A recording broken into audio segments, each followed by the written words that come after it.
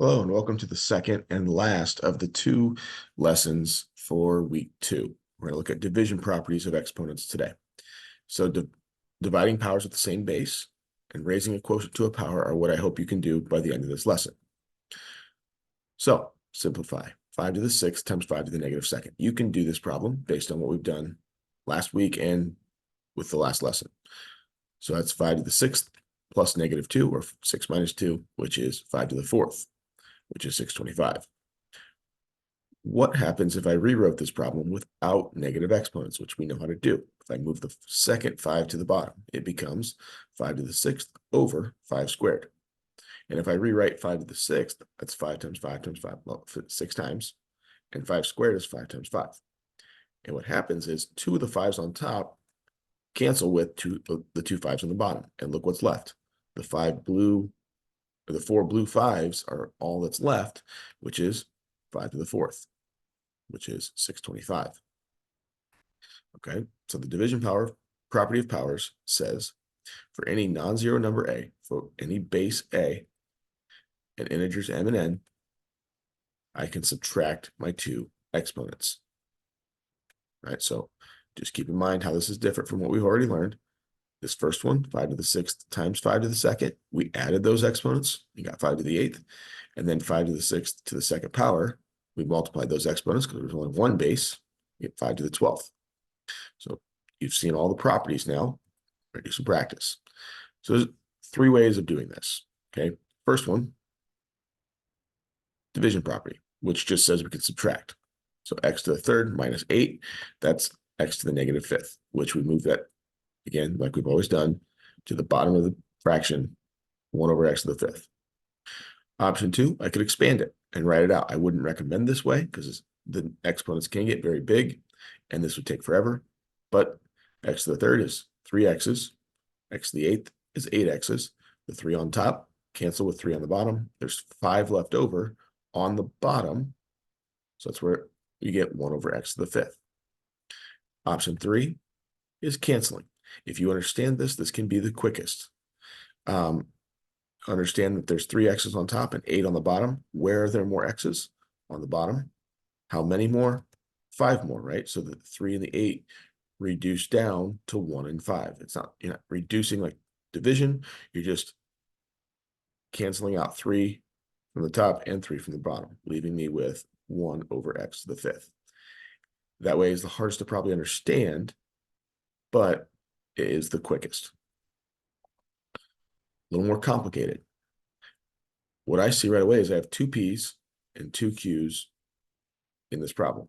Well, p to the 6th over p to the 6th, if I look at that and cancel out, they both cancel out, right? So p to the 6ths are gone.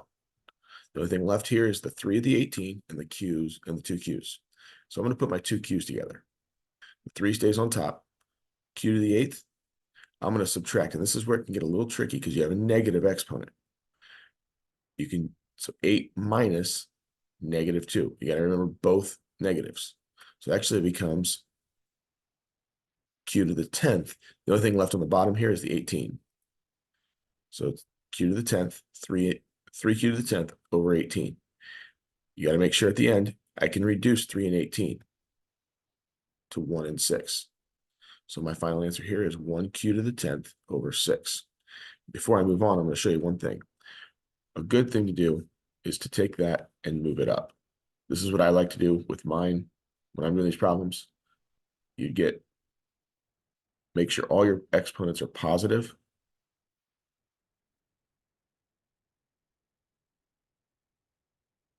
P to the 6th still cancel.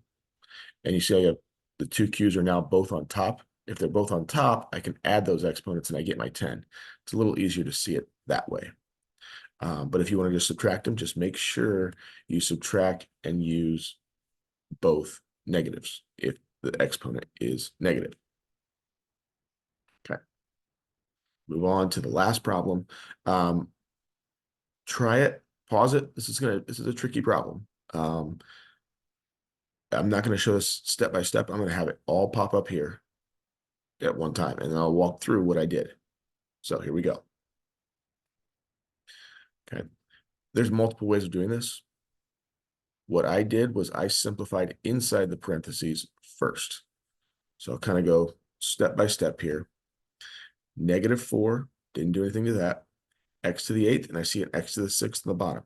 So I'm going to combine those two. Since they're on opposite sides of the fraction, I subtract them. So 8 minus 6. Then I have two Y's. I'm going to combine those. And it's always top minus bottom. So -7 minus -5. And that's a lot of negatives in there, so you got to be very careful. The only thing left on the bottom is the 3. All right, so -4. 8 minus 6 is 2. -7 minus -5 is like -7 plus 5, which is -2. So y to the -2nd. And then 3 on the bottom. But we still have the exponent of -2 on the outside. So now I have to multiply each exponent on the inside by -2. So remember, the -4 has a 1 there, and the 3 has a 1 there. So you see -4 has an exponent of 1. 1 times -2 is -2.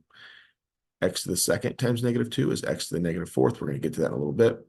Y to the -2nd times -2. And then on the bottom as well, the 1 times -2, the 3 has an exponent of -2. So I've got -4 to the -2nd, x to the -4th, y to the +4th, and 3 to the -2nd. Move everything around. So the -4 is going to go to the bottom. You see that happen here. -4 becomes +2 exponent. X goes to the bottom, y stays on top, and the 3 goes up to the top because it was negative exponent on the bottom. So now I've got 3 squared, which is 9, y to the 4th, and now I'm going to replace y with a 5. So you got 5 to the 4th. On the bottom, -4 squared is 16. X is -4, so -4 to the 4th power. Okay, 5 to the 4th power. And before I do anything here, before I go to the last step, I see that 9 does not reduce with 16. I see that 9 does not reduce with -4. I see that 5 does not reduce with 16. And I see that 5 does not reduce with -4. That means at the end, nothing should reduce. Okay. So if you do not 5 to the 4th power and then times that by 9, you get 5,625. If you do -4 to the 4th power and you times that by 16, you get 4,096. And that does not reduce. Okay, and that is the end of this lesson.